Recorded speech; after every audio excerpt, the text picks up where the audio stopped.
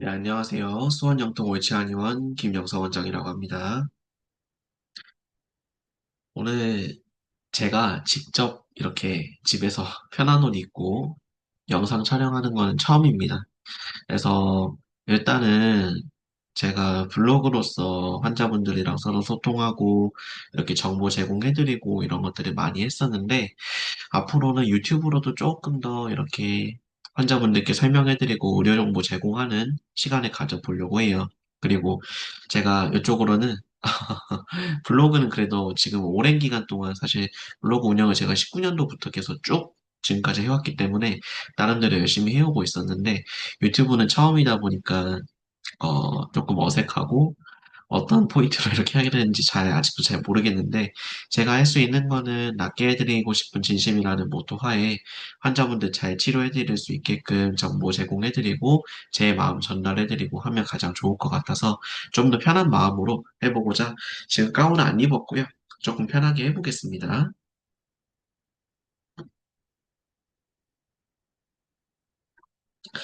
오늘 주제는 귀 먹먹함, 특히 그 중에서도 이관기능장애.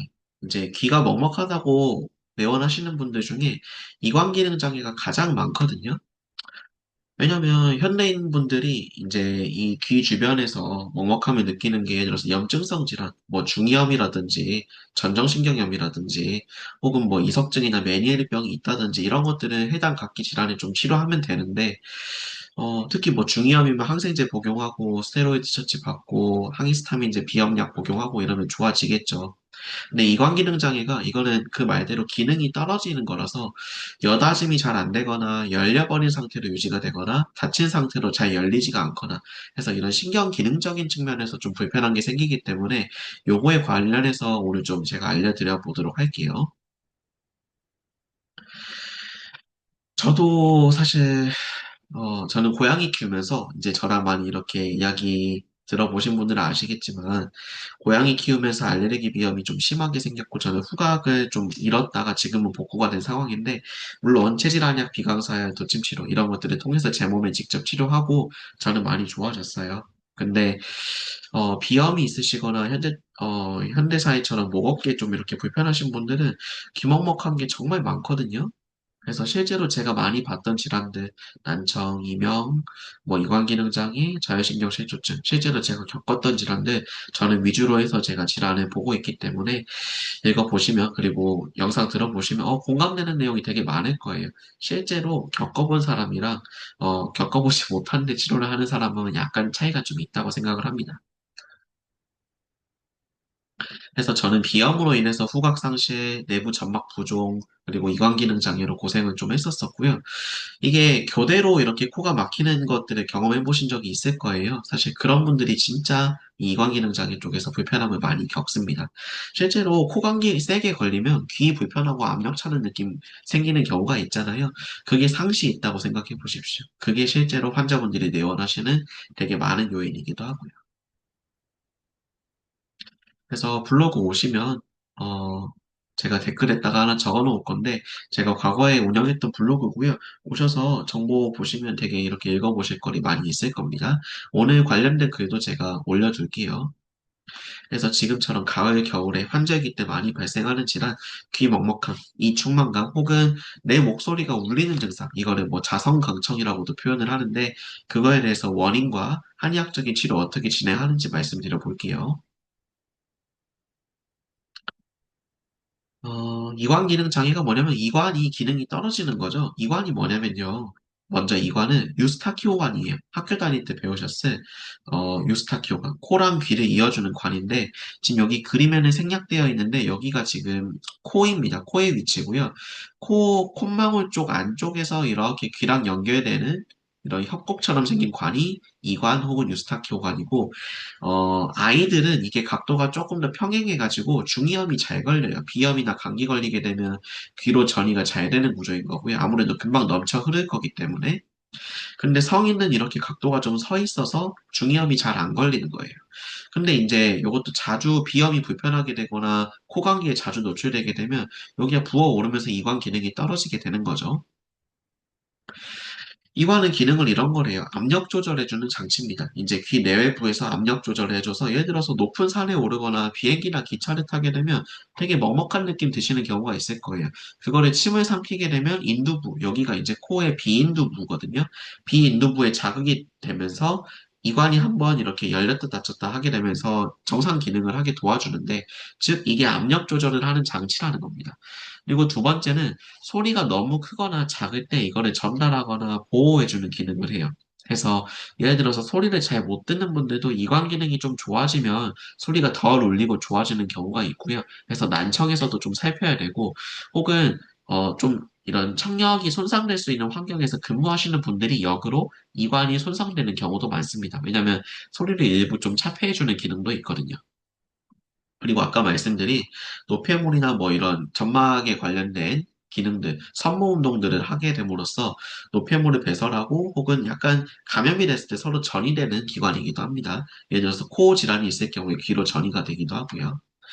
그리고 얘네는 조절하는 게 기본적으로는 자율신경 중에 하나의 미주신경과 3차 신경이라고 하는 뇌신경이 국의 범장근, 국의 범거근이라고 하는 근육을 쥐었다 폈다, 수축시켰다, 이완시켰다 하면서 자율적으로 내부 압력 소리에 따라서 이걸 조절해주는 기관이에요. 근데 요게 기능이 떨어지는 조건은 이제 기본적으로 잘 못 주무시고 몸이 힘들 때 혹은 점막이 부어 있을 때 신경이 눌리면서 불편하게 되는 겁니다. 그래서 그 증상 중에 좀 이렇게 닫혀있는 증상을 이관 폐쇄증, 닫혀있는 상태로 유지가 되는, 보통은 이관은 닫혀있거든요. 근데 경우에 따라 입을 벌리게 되거나 식사를 하게 되거나 턱을 움직일 때 열리게 되는데, 그래서 이관 폐쇄증 환자분들은 특히 음식 드실 때 혹은 지금처럼 말을 할 때 되게 먹먹하고 불편하다고 하세요. 저도 요 케이스였고요. 혹은 이관 개방증은 좀 체중이 빠지고 몸이 힘들 때 내 목소리가 울리면서 이거를 이관 개방증이라고 이렇게 진단을 하곤 합니다. 그래서 이 두 가지가 반복이 되면 사실 기능이 잘 유지가 안 되면 이관 기능 저하 혹은 이관 기능 장애라고 불리기도 해요. 대부분은 요 이관 기능 저하를 동반되는 경우가 많고, 하나로 딱 이렇게 국한되는 경우는 초기에는 좀 있지만 점점 두 가지 기능을 상실하고 하는 경우가 가장 많아요. 아까 말씀드렸던 미주신경과 3차 신경이 이제 이 이관을 열고 닫고 하는데, 이 신경들이 어떤 조건이든 예를 들어서 뭐 점막이 부어서 신경을 누른다거나 비염이 있다거나 혹은 목 어깨 주변에 있죠 신경들이 귀 밑에 붙이는 신경 쪽, 그냥 귀 밑에 붙이는 위치 쪽에 신경이 위치하거든요. 이 주변에서 턱이나 목이 불편할 때도 이 신경이 압박될 수 있어요. 그래서 이런 조건에 의해서 눌리게 되면 근육이 제대로 움직임을 이행하지 못하고 이 이관 기능이 떨어지는 거예요. 아까 국의 범장근, 국의 범거근이 제대로 움직이지 못하는 여건을 만들어주는 겁니다. 그래서 조건상으로는 이런 목턱 어깨가 불편한 현대인들에 대해서 정말 정말 많아요. 그래서 일자목, 거북목, 턱관절 통증, 비대칭, 비중격 만고까지 얼굴 비대칭 이런 분들이 정말 이 질환이 많이 발생한다 보시면 되고요. 또 잘 붓는 분들 있죠. 특히 알레르기 요인들 갖고 계신 분들, 이런 분들은 코나 귀가 잘 붓기 때문에 이 압박감으로 인해서 신경이 눌리거나 실제로 그로 인해서 먹먹함이 나타나는 경우도 많아요. 그래서 이런 알레르기 질환이나 기저질환을 갖고 계신 분들에서 되게 흔하고요. 이런 경우는 면역적인 요인과 그 해당 질환을 꼭 잘 치료해드려야 돼요. 예를 들어서 축농증이 있고 알레르기 비염이 있다면 비염에 관련된 면역 치료, 그리고 축농증으로 인한 것들은 코가 점막이 부어있기 때문에 저 같은 경우에는 이 장침, 조선 대침이라고 제가 표현도 하는데 요거를 통해서 내부 점막들을 사혈을 해서 마치 풍선에 바람이 빠지듯이 점막이 시원하게 이렇게 물혈이 빠지고 어혈이 빠지면서 편해지는 것들을 경험하실 수 있는데, 요게 이제 비강사혈이라는 기술로 제가 사용하는 시술입니다. 그런 것들을 진행을 해드리곤 하고요. 혹은 아까 말씀드렸던 좀 이런 잘 못 주무시고 몸이 힘든 경우는 이완이 기능이 여닫음이 잘 안 돼요. 왜냐하면 미주신경이라고 하는 자율신경이 기능이 떨어져 있기 때문에 귀까지 기능이 떨어지는 거예요. 그래서 이런 증상들이 나타날 수 있다. 더불어서 미주신경은 자율신경이기 때문에 예를 들어서 소화가 안 된다거나 가슴이 답답하다거나 목 쪽에 이물감이 생긴다거나 뭔가 요즘 피곤하고 나른해진다거나 소변 대변이 불편해지거나 하는 다양한 여러 문제가 같이 귀 문제랑도 발생할 수 있어요. 해서 초점은 구조적인 압박 잘 풀고, 잘 먹고, 잘 자고, 잘 싸고, 잘 쉬어야 된다. 이런 삶 잘이 잘 되어야 된다라는 게 핵심 치료 포인트입니다. 병원에서는 이런 확장술이라든지 고막튜브 삽입 혹은 이런 약물들 처방을 하는데 증상 해결에 좀 더 초점을 둔다고 보시면 되고요. 저도 사실 여기서 복용해 본 것도 있고 거의 대부분 다 이렇게 추천도 의사 선생님들한테 들어봤었는데 저는 다행히 수술은 안 했지만 제 자체 이런 치료만으로 좋아졌지만 이렇게 하시고 오시는 경우에는 이완 기능이 좋아지시는 분들도 있는데 안 좋은 분들도 덜어 있어요. 그래서 나는 이런저런 치료를 받아봤는데 잘 안 낫는다. 그렇다라고 한다면 한의원으로 문턱을 좀 이렇게 어, 넓혀보심이 더 좋을 것 같습니다. 그래서 보통 이제 치료를 해드릴 때는 한의학적으로는 저 같은 경우에는 전공이 체질의학이기 때문에 첫째로는 체질의 진단을 해요. 그래서 보통 알레르기 질환이 있다. 그러면 태음인, 태양인이 많고요. 위로 상열감, 뭔가 두부 점막이 붓는다. 이런 분들 같은 경우에는 소양인이나 태양인이 많아요. 그리고 뭔가 코로나 이후에 내가 몸이 불편하다. 이런 분들은 소음인이랑 소음성 태양인 분들이 많아요. 그래서 정확한 체질 진단이 들어가야 원인 분석이 더 잘 될 수 있어서 체질 진단을 잘 하고 제가 처방을 들어갑니다. 체질 진단은 제가 이제 진맥, 복진, 배를 보는 거, 체형을 보는 거, 그리고 이런 얼굴 상태를 보는 거, 그리고 다양한 다른 진단들, 약제 테스트라든지 이런 것들을 통해서 제가 한약 처방을 맞춤으로 처방하고 합니다. 그래서 그 다음으로는 구조적인 압박을 푸는 도침 치료에 대해서 설명해 드릴 건데요. 아까 제가 보여드렸던 게 이게 조선 대침 장침이라고 했잖아요. 요거는 이제 침이 끝이 좀 이렇게 날카롭지 않고 둥글게 되어 있는데 여기 화면 보시면 도침은 날카롭게 되어 있어요. 이 도침을 통해서 아까 그 신경 지나가는 길들을 시원하게 열어줍니다.